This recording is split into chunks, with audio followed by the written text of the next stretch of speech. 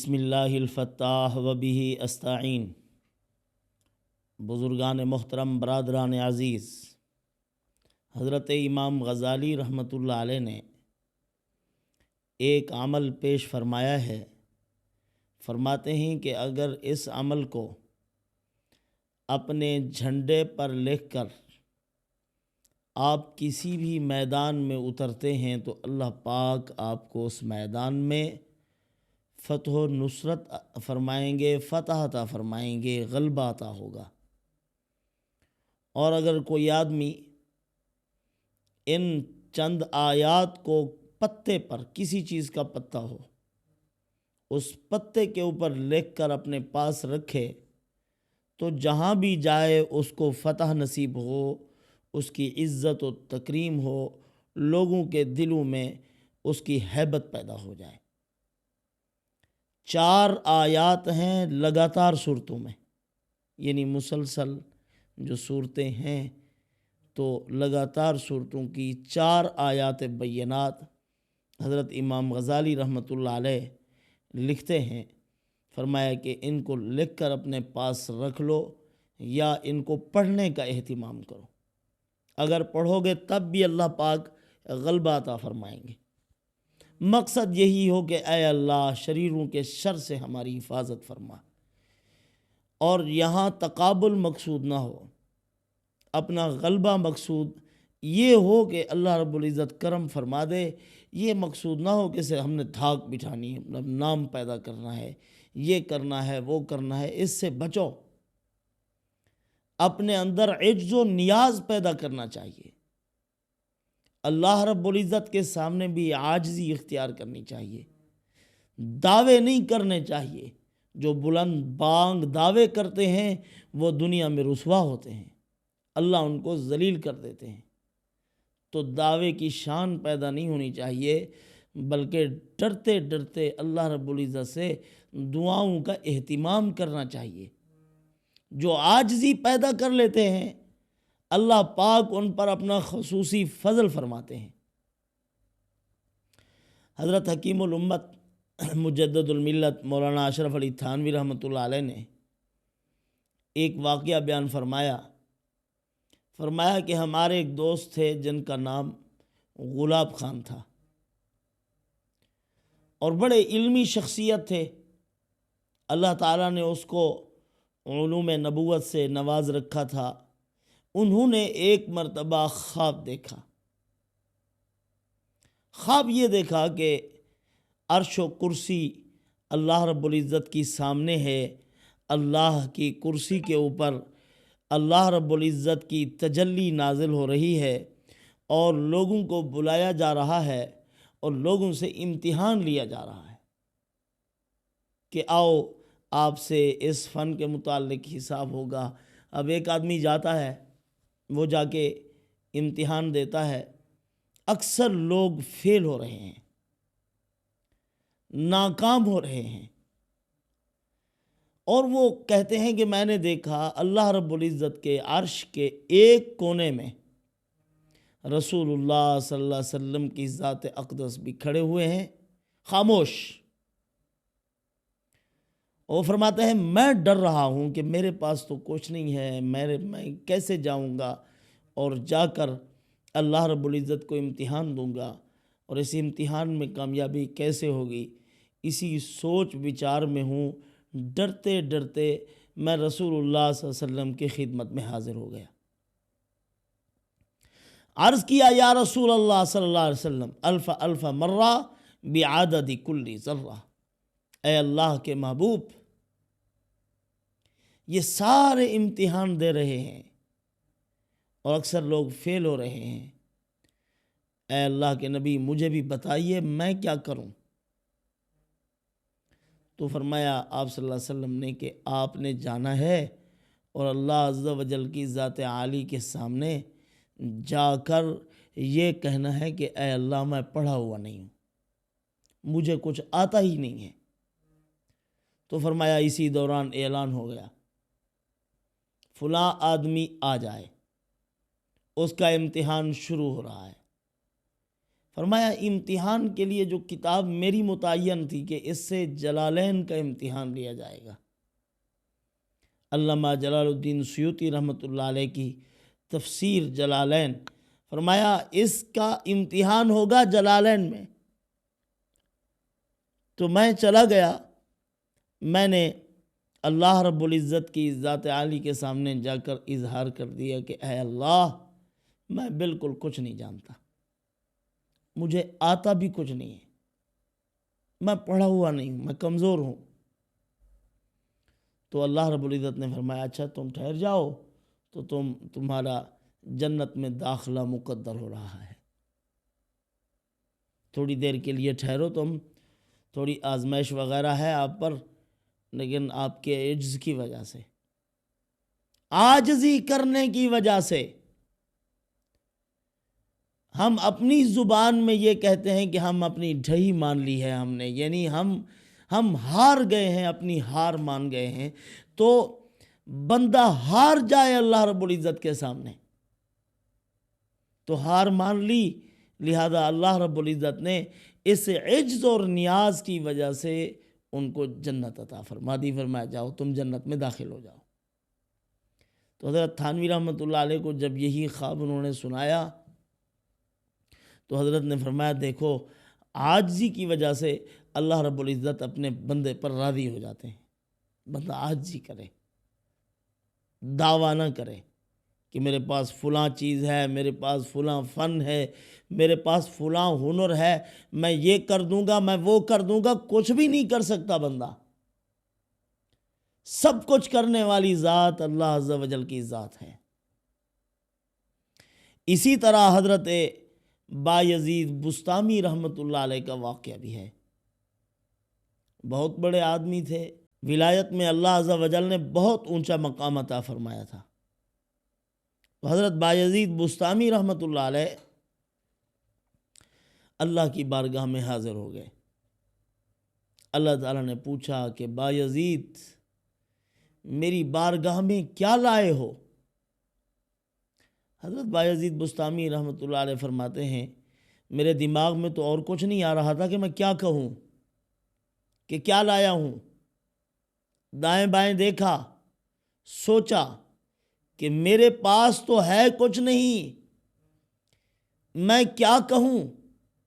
ایک بات میرے دل و دماغ میں آئی کہ توحید خالص ہے، خالص توحید لایا ہوں، اللہ رب العزت سے یہی کہہ دیتا ہوں۔ تو میں نے عرض کر دی کہ اے پروردگار، میں توحید لایا ہوں، میرے پاس توحید خالص ہے۔ تو فرمایا جب یہی اظہار کیا اللہ عز و جل کے سامنے تو اللہ رب العزت نے فرمایا اتذکر لیلۃ اللبن، کیا تجھے وہ دودھ والی رات یاد نہیں ہے؟ مسئلہ یہ تھا کہ حضرت بایزید بسطامی رحمۃ اللہ علیہ انہوں نے ایک مرتبہ دودھ پیا، دودھ پی کر سوئے، پیٹ خراب ہو گیا، تو پھر کہنے لگے کہ میرا جو پیٹ خراب ہوا ہے یہ دودھ کی وجہ سے ہوا ہے۔ تو اللہ رب العزت نے فرمایا کہ تکلیف بیماری میں دیتا ہوں یا دودھ بیمار کرتا ہے؟ جو تو نے بیماری کی نسبت دودھ کی طرف کر دی تھی تو یہ خالص توحید نہ ہوئی نا۔ پھر توحید و خالص تو یہ ہے کہ تم ہر چیز کی نسبت میری ذات عالی کی طرف کرو، دکھ ہے، تکلیف ہے، وہ تو میں دیتا ہوں، صحت عافیت بھی میں دیتا ہوں، سعادتیں بھی میں عطا کرتا ہوں، ساری چیزیں میرے ہاتھ میں ہیں۔ تو حضرت بایزید بسطامی رحمۃ اللہ علیہ کو احساس ہوا، فرمایا کہ دیکھ میں نے تو پتہ نہیں یہ نہیں کہنا چاہیے تھا مجھے کہ توحید خالص ہے۔ پھر فوراً فرمایا کہ اے اللہ آپ کرم فرما دیجئے، میرے پاس کچھ بھی نہیں ہے، جو کچھ ہے وہ آپ کی شان کے لائق نہیں۔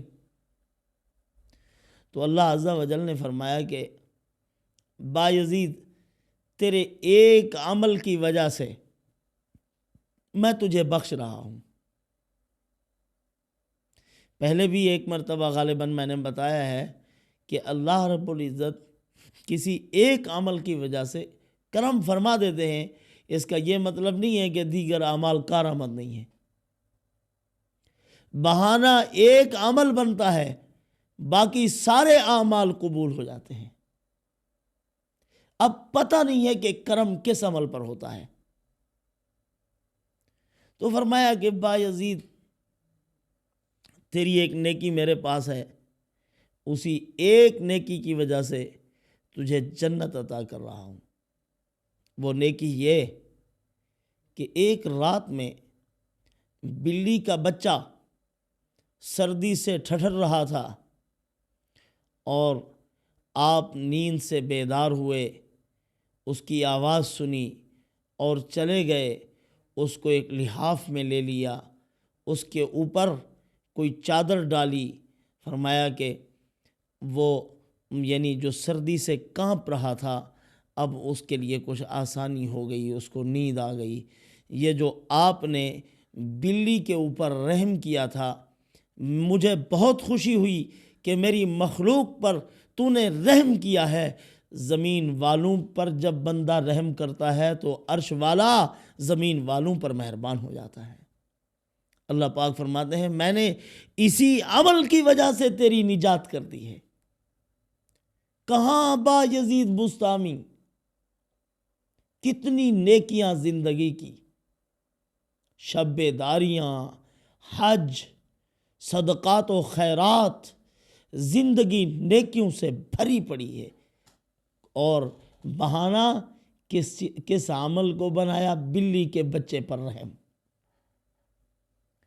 اس کا یہ مطلب ہوا اللہ رب العزت جتنی اپنی مخلوق پر مہربان ہونے پر مہربان ہوتے ہیں،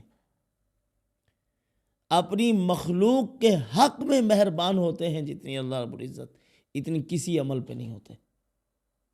یہ تو جانور تھا، یہ تو بلی تھی، ایک انسان پہ رحم کرتا ہے۔ انسان غریب اور فقیر آدمی کو ایک چادر پہناتا ہے، غریب اور مسکین آدمی پر کوئی گرم چیز، گرم چادر اس کو دیتا ہے سردی کی وجہ سے، تو اللہ رب العزت اس پر کتنی کرم فرمائیں گے، کتنی مہربان ہوں گے۔ تو یہ بات صرف یہ ہے کہ اللہ رب العزت کی ذات عالی کو عاجزی بہت پسند ہے۔ حضرت بایزید بستامی رحمۃ اللہ علیہ نے بھی عاجزی کی کہ اے اللہ، اگر آپ توحید بھی کہتے ہیں کہ خالص نہیں ہے تو پھر میرے پاس کچھ بھی نہیں ہے۔ جس چیز کو میں خالص سمجھ رہا تھا وہ بھی خالص نہ ہوئی، تو پھر عمل جس کے اندر دھیان نہیں ہے، جس کے اندر اس قدر مضبوطی نہیں ہے، حضور قلب کے ساتھ اعمال ہوئے ہی نہیں، آپ کی شان کے لائق نہیں ہے، وہ میں کیسے پیش کروں کہ میرا فلاں عمل ہے، فلاں عمل ہے۔ اب کرم کر دیجئے اے اللہ، میرے پاس ہے ہی کچھ نہیں۔ تو پھر اللہ رب العزت نے اسی عاجزی کی وجہ سے چھوٹے سے عمل کو لے لیا اور اسی کی وجہ سے کرم فرما دیا۔ اسی لیے راہ جاتے ہوئے راستے پر پڑے ہوئے پتھروں کو دور پھینکو، راستے پر پڑے ہوئے کوڑا کرکٹ کو ہٹا دو، راستے پر پڑے ہوئے کنکریاں اور خاردار جھاڑیاں ان کو ہٹا دو، اللہ کی مخلوق کے لیے تھوڑی سی راحت پیدا کر دو، اللہ رب العزت اسی عمل کی وجہ سے معاف کر دیں گے۔ ایک راستہ تھا، اس راستے کے سامنے ایک خاردار درخت تھا، اس کی ایک ٹہنی تھی، آنے جانے والوں کو وہ لگتی تکلیف ہوتی تھی۔ ایک آدمی نے اس کو کاٹ دیا کہ لوگوں کو تکلیف نہ ہو۔ حضور نے فرمایا صلی اللہ علیہ وسلم کہ میں نے اپنے اس امتی کو جنت میں ٹہلتے ہوئے دیکھا ہے، اس آدمی کو جنت میں ٹہلتے ہوئے دیکھا ہے کہ وہ صرف اسی عمل کی وجہ سے بخشا گیا ہے کہ اس نے لوگوں کے لیے راحت پیدا کر دی، راستے سے تکلیف دہ چیز کو ہٹا دیا ہے۔ تو بہرحال اس میں اختلاف کے اندر، اور ایسے اختلافات جیسے آج کل ہمارے ہیں، مسلم معاشرے کے زوال کا سبب یہی اختلافات ہیں، باہمی انتشار ہے۔ یہ ہمیں دنیا میں بھی ذلیل و رسوا کر رہا ہے، آخرت میں بھی ہماری نیکیاں کم ہو رہی ہیں۔ ایک دوسرے کی غیبت، ایک دوسرے کو نقصان پہنچانا، مالی نقصان پہنچانا، اور ایک دوسرے کے بارے میں غلط سوچنا، غلط کرنا، یہ ساری چیزیں نقصان دہ ہیں۔ حسد اور جلن کا دور ہے، لہٰذا کوئی بھی عمل کر رہے ہو اس عمل میں یہ نیت کیا کرو کہ اللہ تعالیٰ اسی عمل کی برکت سے نقصان سے محفوظ فرمائیں، پرسکون زندگی عطا فرما دیں، کسی کا نقصان نہ ہو۔ ضد و اناد میں کبھی بھی انصاف نہیں ہوتا۔ ایک آدمی کہے کہ میں ضد بھی رکھتا ہوں دوسرے کے ساتھ اور انصاف بھی چاہتا ہوں، جہاں ضد آتا ہے وہاں انصاف نہیں ہوتا، جہاں انصاف آئے گا وہاں ضد نہیں ہے۔ اسی لیے ضد و اناد سے بچنا چاہیے اور انصاف اختیار کرنا چاہیے۔ جتنی بھی وَلَا يَجْرِمَنَّكُمْ شَنَآنُ قَوْمٍ عَلَىٰ أَلَّا تَعْدِلُوا اعْدِلُوا هُوَ أَقْرَبُ لِلتَّقْوَىٰ، اللہ تعالیٰ نے فرمایا کسی قوم کی دشمنی تمہیں اعتدال سے نہ ہٹا دے۔ ایک دشمن ہوا ہے، اب اس کے لیے ہر چیز ہمارے لیے جائز ہے، چاہے جس طرح بھی ہم اس کے ساتھ دشمنی مار سکتے ہیں ماریں، نہیں، حدود و قیود میں چلو، حد بند میں رہو۔ اللہ رب العزت نے جو حکم فرمایا اسی کے مطابق عمل کرو، حدود سے نکلو گے برباد ہو جاؤ گے۔ تو بہرحال امام غزالی رحمۃ اللہ علیہ نے قرآن شریف کی 4 لگاتار سورتوں کی 4 آیات پیش فرمائی، فرمایا کہ ان کو لکھ لو، لکھ کر اپنے پاس رکھو، فتوحات ہی فتوحات ہیں، جھنڈے پر لکھ کر میدان میں اترو، اللہ کامیابی دیں گے، عزتیں عطا فرمائیں گے، عزت اور ہیبت ملے گی۔ اس کو پڑھنے والا آدمی ہر شر سے محفوظ رہے گا۔ پہلی آیت مبارکہ أَلَمْ تَرَ إِلَى الْمَلَإِ مِن بَنِي إِسْرَائِيلَ من بعد موسى إذ قالوا لنبي له ابعث لنا ملكا نقاتل في سبيل الله قال هل عسيتم إن كتب عليكم القتال، یہ آیت مبارکہ علیکم القتال اللہ تقاتلوا قالوا وما لنا الا نقاتل فی سبیل اللہ وقد اخرجنا من دیارنا وابنائنا، یہ واللہ علیم بالظالمین تک۔ یہی پہلی آیت سورۃ بقرہ کی ہے، دوسری آیت سورہ آل عمران کی۔ لقد سمع اللہ قول الذین قالوا ان اللہ فقیر ونحن اغنیاء سنکتب ما قالوا وقتلهم الانبیاء بغیر حق ونقول ذوقوا عذاب الحریق۔ تیسری آیت مبارکہ سورۃ نساء الم تر الی الذین قیل لهم کفوا ایدیکم واقیموا الصلاۃ وآتوا الزکاۃ، یہ آیت مبارکہ۔